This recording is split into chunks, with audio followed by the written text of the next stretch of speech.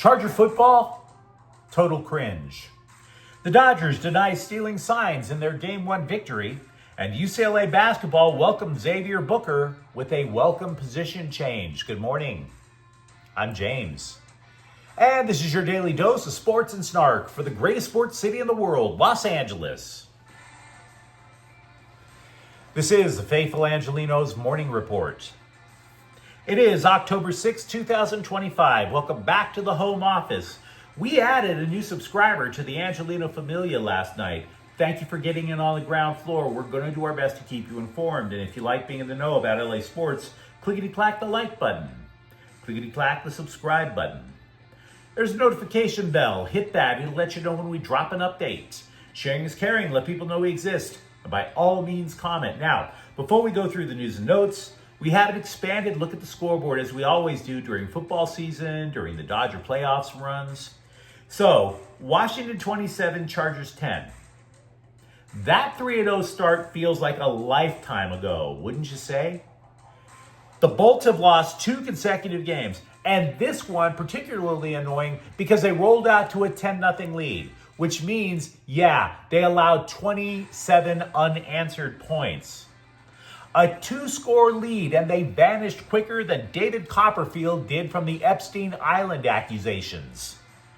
The Bolts offense, totally out of sorts. Justin Herbert ended up being the team's leading rusher with 60 yards, but he only threw for 166 yards and was sacked 4 times. The guy's been sacked 16 times, by the way, this year, second most in the league. Think about that for a Jim Harbaugh team. When was the last time you said a Jim Harbaugh team can't block? For that matter, when was the last time you called a Jim Harbaugh team completely undisciplined? They got flagged for 10 penalties yesterday. You tell me. Meanwhile, the injury situation on the offensive line got even worse. There was like this little bitty ray of hope because first stringer Mekhi Becton returns from a concussion, and then he leads the game with an injury. For that matter, so did Trey Pipkins. And if you think you're going to get a candid answer from this front office about how long or where they got injured, even if they're injured at all, good luck with that. Good luck with that.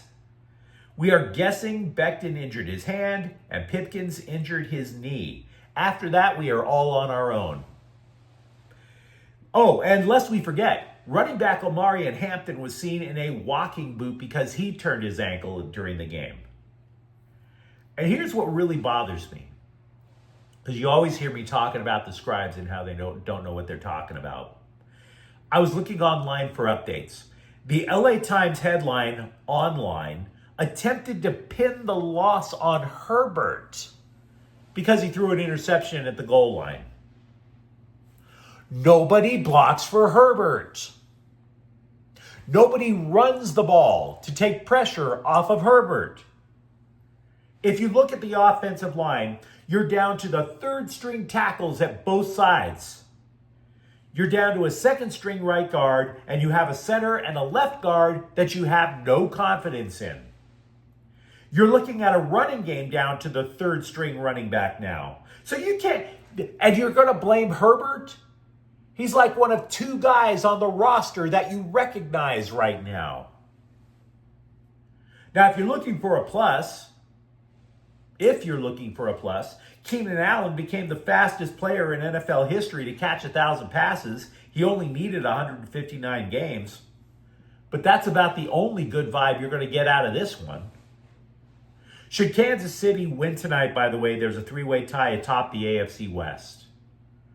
So all that good vibrations, poof, gone. LAFC edged Atlanta United 1-0. Meanwhile, today, the Dodgers are at the Phillies at 3. The Dodgers have a 1-0 lead in the best of 5 NLDS. They are 10 wins away from repeating. Kansas City is at Angel City FC at 7:30. And with that said, let's look to the news. Now, before we get to the news, I do have one editorial decision I want to let you guys know about. I'm not going to be following the Mark Sanchez story that closely. I realize that the charges were upgraded to felonies, but here's the reason. or two reasons. One, his playing career at USC ended decades ago. Decades. He's an announcer now. And two, it's not like USC football players have this lengthy history of knife fights with restaurant workers. Huh? What? Anyway. Let's all climb into the Wayback Machine, back to when Clayton Kershaw was young and couldn't finish the job in the playoffs. Now, opposing teams were steadfastly denying that they were signaling if Kershaw was tipping his pitches in the playoffs. What did you expect them to say? If you admit Kershaw is tipping his pitches, he would stop tipping his pitches. Well, years later, the script has finally flipped. You see, moments before Teoscar Hernandez hit his game-winning home run in Philadelphia on Saturday, replays were clearly showing Andy Pages raising his arm twice while he led off from second base. Now, Pages said he didn't make a signal. He just does this for whatever reason. It just happens. It's reflex, right? Now, did he see the inside of Philly reliever Matt Strom's glove? Yeah, he admitted that. But signal? Oh no, I didn't do that. I would never do that. Don't hit me with a pitch. Anyway, Hernandez continued the storyline by saying he had been chasing balls in the dirt earlier in the game, so he decided to change his approach and swing only at something up.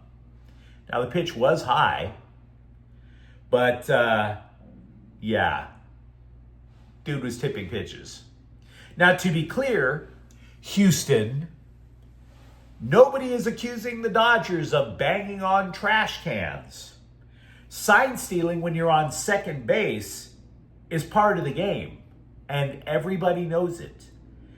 The Trastros, on the other hand, had cameras positioned in the outfield to know the pitch that was coming, whether anybody was on base or not. So no, Houston asterisks, you don't have a leg to stand on with this.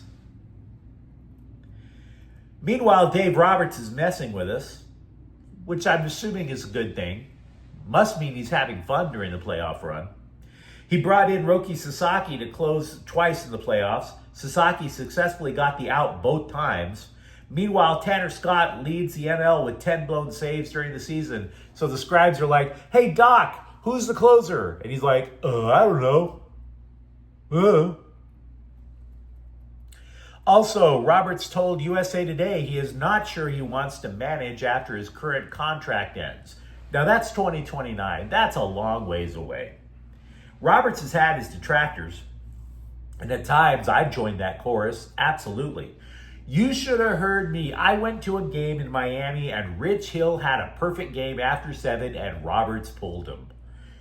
I was right behind the Dodger dugout. I know he heard what I was calling him. But while he has his detractors, Roberts is still chasing the Dodgers' third world title in 6 years. He's managed the team to 944 regular season wins. His .621 winning percentage is the best ever by a major league manager. So detractors, yeah. He also has a resume that's the envy of everybody else in Major League Baseball. So there's that. All summer long, pardon me for the cough, all summer long when we've discussed UCLA basketball, we've questioned the acquisition of Xavier Booker from Michigan State. The reason being, Mick Cronin is known to coach in the same manner that the Spartans' Tom Izzo does. So if Izzo couldn't get Booker to succeed, how would Cronin? According to Cronin, this is not about motivation, but positioning. Booker is 6'11". Michigan State had him playing the perimeter. Cronin envisions him to play the way he wanted former Bruin Ade Mara to play. In other words, get in the post. You're 6'11". Booker told the LA Times he is overjoyed with the switch. Quote, I'm 6'11". I've got long arms. I can spread the floor, catch longs, block shots, do a lot of things on the court. So I feel like me playing the 5 would be great for my future, unquote. Cronin added that Booker's, quote, as fast as any big guy in the country, unquote, running rim to rim. Cronin added Izzo confessed to him that he could have done a lot better job with Booker when the dude was over in Michigan State. So apparently there is going to be a difference. And if so, that's going to be a game changer for the Bruins. So you let me know what you think in the comments thread. What is your opinion on the state of Charger football, and can you possibly find a plus there right now? For that matter, are you cool with the Dodgers stealing signs to get that Game 1 win? And if you enjoyed this update, don't forget to subscribe to Faithful Angelenos. We're talking LA sports every single day here. Thank you for watching. I'm James, and we'll be back tomorrow. Faithful Angelenos is a Kian Cortel Queso production. Take care.